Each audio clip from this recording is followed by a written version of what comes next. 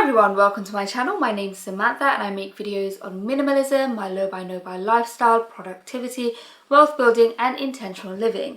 And so today I wanted to share with you the 10 things that I gave up for minimalism. So I started my minimalism journey about a year and a half ago. I'd just gotten married and we'd spent a substantial sum on the wedding, and I just wanted to go back to a simpler way of life where we spent a lot less, and then I embarked on my low buy no buy lifestyle. If you don't know what a low buy no buy is, it's a challenge where you commit to not spending any money on anything that you consider non-essential. I've made several videos on my channel documenting my low buy no buy journey, and I'll link those videos in the description below and also in the cards above. So in the time that I've been doing this, I started to seriously budget and cut out any extras from my spending habits.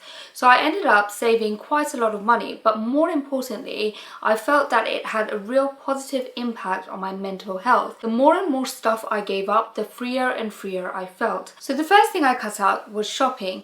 In my low buy no buy rules, I only allowed myself to buy replacements and essentials. So that meant no new clothes, no new shoes, and no new makeup, and I absolutely loved it. Up until that point, I hadn't realized that it was an option for me not to participate in consumerist culture. But because of my low buy no buy, I allowed myself to ignore all advertising and to stop thinking about the way I presented myself to the world. Now don't misunderstand me, I don't think those things are wrong, but I hadn't realized that I had the option to not be involved if I didn't want to participate in those things. And it also gave me a chance to really use up all the items that I have in my wardrobe.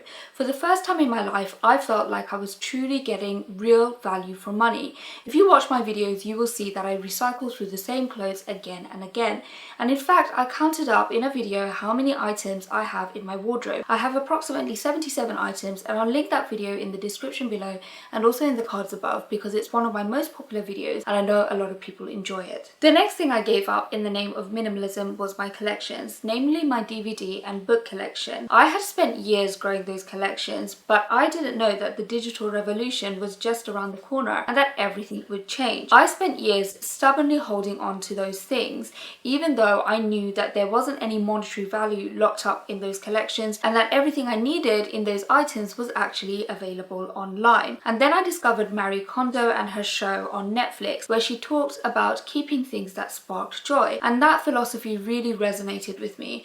I realized that my collections weren't giving me any type of joy and instead they were stressing me out. I had to admit to myself that times had changed, my circumstances had changed, and more importantly, my attitude towards those things had also changed. Speaking of admitting things to myself, the next thing I gave up was regular manicures because I finally faced up to the fact that I could not justify spending upwards of £30 a month on manicures. I earn a fairly decent salary, but after savings and bills, I only have a limited amount of discretionary income left. And for me, I realized that spending £30 on manicures was just too expensive and it wasn't something that I valued enough to keep in my budget. The next thing I gave up was going to expensive cocktail bars. Now, London is an incredibly expensive city and a cocktail at a nice place can cost between £8 to £15, and at those kind of prices, you're actually limited to about 2 drinks.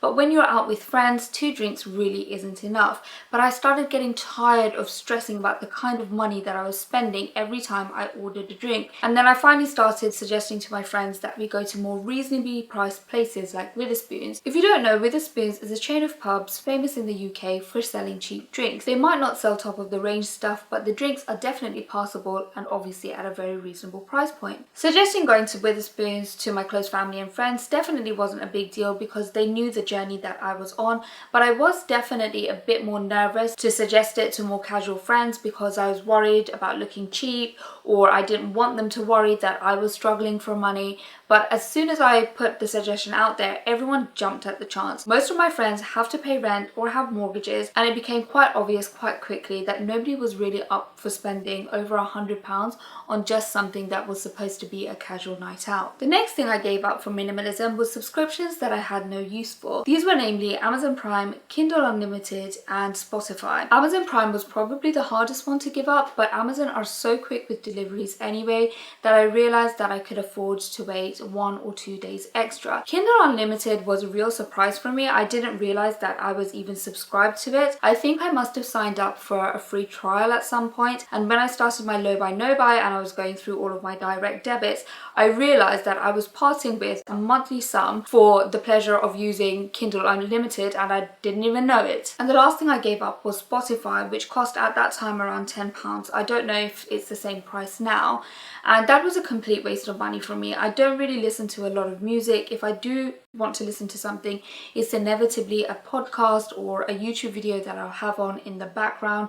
So I was really pleased to get rid of that subscription as well. So when I tallied up all the small monthly costs of these subscriptions together across the year, I realized that I'd wasted hundreds of pounds on things that I didn't really need. So that's why I'm very, very wary of subscriptions now. The next thing I gave up was fancy coffee from coffee shops. I gave up those daily lattes that I used to pick up on my way to work, and I switched back to instant coffee. I had actually drank instant coffee all throughout my student years, and I think it's because I started earning a little bit more money when I joined the workforce, and I thought, oh, okay, I'll treat myself, I'll be all grown up, and I started to have those Starbucks coffees, and before I knew it, it became a habit. But within a month of making the switch back to instant coffee, I realized how much I liked it, and that I'd been sucked into poo-pooing the idea of instant coffee just because it didn't come in a fancy cup and it didn't have any froth. Now don't get me wrong, I'll still grab the occasional coffee from a coffee shop and I'll still really enjoy it, but those coffees are normally priced at about £3, and for me personally, I think that price point means that it should be a treat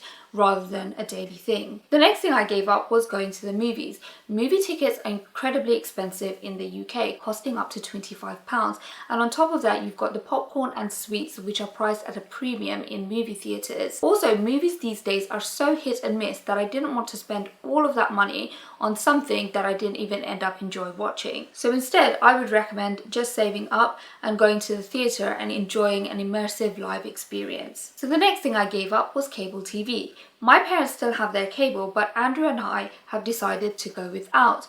Now, if you don't know, Andrew, who's my husband, and I live in the loft conversion of my parents' house, and we run semi-separate households. And I actually even have a video on this channel going through our studio apartment / room. I'll link that in the description below and also in the cards above. So before we got married, Andrew and I decided to cut his cable completely because it was costing £150. He had the Sky Sports and Movies package, which is the most expensive package available, but we weren't making use of it at all. So after cutting that, we switched to watching everything online. The next thing I gave up was expensive gym memberships. Now, to be fair, this was something that I gave up long before I became a full-blown minimalist. When I was a student and investigating joining a gym, I realized that so many gyms charged upwards of £70 per month for their membership, and that was simply unaffordable for me. Then my sister found a local gym that charged only £10 per month, and that's when my obsession with finding value for money gym memberships began. All of last year I went to the gym and I was paying only £25 per month. After about 8 months, I proved to myself that I was actually going to go consistently. Then I upped that cost to £35 per month because it allowed me multi-gym access,